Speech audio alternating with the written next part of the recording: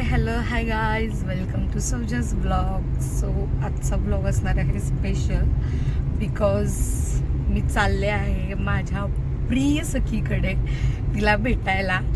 खूप दिवसांनी मला असं वाटतं लग्न झाल्यानंतर मी आज पहिल्यांदाच चालली आहे विथ माय हजबंड. सो या आता पुढे फन राहणार आहे. So let see what will happen.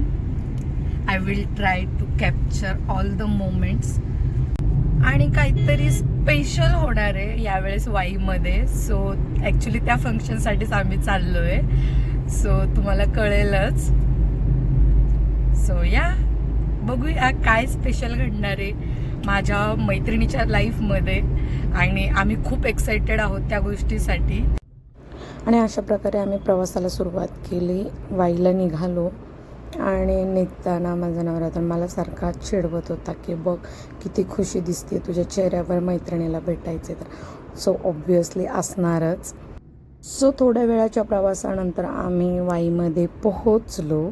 आणि पोहोचल्यानंतर मी प्रयत्न केला माझ्या मैत्रिणीची रिॲक्शन कॅप्चर करण्यासाठी. सो बघा कशी होती तिची रिॲक्शन. ऋतू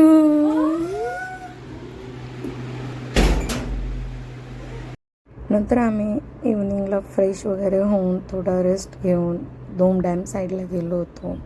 तिथल्या कॅफेमध्ये खूप छान आहे ते कॅफे, मॅग्नस नाव आहे त्याचं. आणि तिथे गेल्यानंतर थोडासा टाईम स्पेंड केला, म्युझिक एन्जॉय केलं, गप्पा मारल्या, थोडेसे फोटोज व्हिडिओज ऑब्व्हियसली काढणारच. खूप दिवसांनी भेटलो आहे मेमरी.